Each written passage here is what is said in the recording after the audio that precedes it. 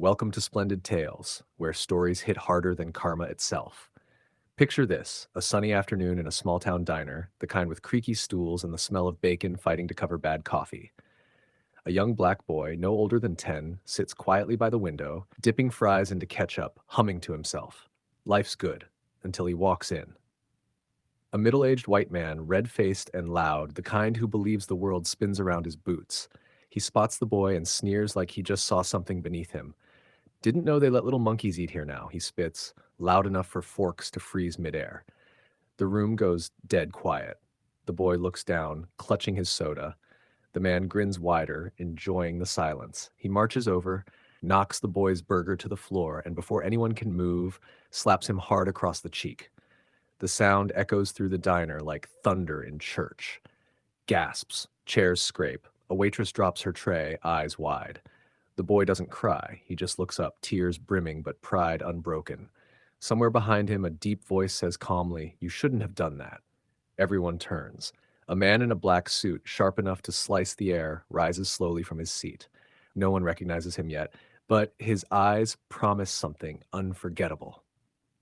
If you're enjoying this story so far, make sure you like and subscribe for more Splendid Tales. The diner falls into a graveyard hush. Even the ceiling fan seems to stop mid-spin. The rude man chuckles nervously, trying to puff his chest back up. "What, you his babysitter?" he sneers. The man in the black suit doesn't answer right away. He just takes off his gloves, slow and deliberate, like a surgeon preparing for delicate work. "Apologize to my son," he says, voice steady as steel. The bully laughs, his voice cracking. "Your son? Well, ain't that cute? Didn't know y'all could afford kids who eat indoors now." The laughter dies halfway through his throat when the suited man steps closer, revealing eyes cold enough to freeze fire. The waitress inches backward. Two men at the counter quietly slide off their stools. Something about this new arrival feels different. "I said apologize," the father repeats, still calm, but the air itself feels tighter. The bully snorts, turns to the crowd, and shouts, "What's this world coming to when I can't even—" He doesn't finish. A single thud cuts through his words. His drink spills across the counter, not from a punch, but from the pressure of the man's stare alone. It's the kind of silence that makes your heartbeat sound too loud. Then, a whisper from the corner booth, "Wait, isn't that Marcus King?" The name rolls across the diner like a wave. Forks clatter. A cop sitting in the back lowers his head immediately. The bully blinks, let confused. Who the hell is Marcus King? Oh, he'll find out soon. If you're enjoying this chaos, don't forget to like and subscribe for more Splendid Tales. The moment that name, Marcus King, hits the air, the diner changes temperature. People start whispering like church gossip on a Sunday. The waitress quietly slips off her apron, muttering, "Not today, Lord." The bully looks around, confused. "What? He's some lawyer or something?" Marcus smirks, eyes still locked on the trembling fool. "Something like that," he says softly, pulling out a crisp white handkerchief to wipe his son's cheek. The boy doesn't speak, but his gaze burns with quiet strength. Marcus turns back to the man, his tone smooth as silk.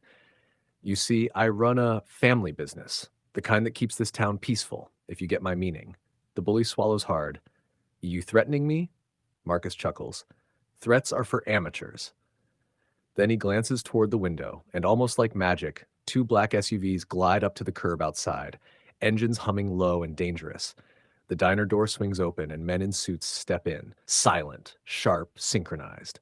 The kind of men who make even the clock stop ticking. The bully's face drains of color. "Whoa, hold up. I didn't mean nothing by it," he stammers, tripping over his own words. Marcus leans forward, whispering just loud enough, "You meant everything by it. That's the problem." His men move in, calm and measured, clearing a path. Nobody dares breathe too loud. Marcus straightens his tie. "Now, let's teach you what respect looks like." If you're still locked in like I know you are, hit that like and subscribe. Splendid Tales isn't done yet. The diner feels smaller now, like the walls themselves are holding their breath. The bully stumbles backward, hands up, his voice trembling. "Look, man, it was just a joke." Marcus's men surround him, their shadows stretching long across the tiled floor. Marcus waves them off gently. "No need. He's already small enough." The room chuckles nervously. Marcus kneels beside his son, straightens his collar, then looks up at the man who dared touch him. "You see, my boy doesn't need revenge. He's got something you'll never have, dignity." He rises again, stepping close enough that the bully can smell the quiet power radiating off him. But me? Marcus smiles faintly. I settle debts differently. He pulls out a phone, taps once. Outside, the bully's shiny pickup truck, his pride, his symbol of dominance, roars to life, reverses on its own, and crashes straight into a lamppost. Windows shatter, gasps erupt. The man watches helplessly, mouth open like a broken gate. Marcus leans in. That's how it feels when something you love gets hit for no reason. He turns to his son. Let's go, champ. We've made our point. As they walk out, the entire diner stands, silent, some in awe, some in shame. The racist man collapses to his knees, muttering apologies that come too late. Outside, Marcus's men open the car door, and the father says quietly, "Sometimes the loudest revenge is grace." The boy nods. The world outside suddenly feels brighter.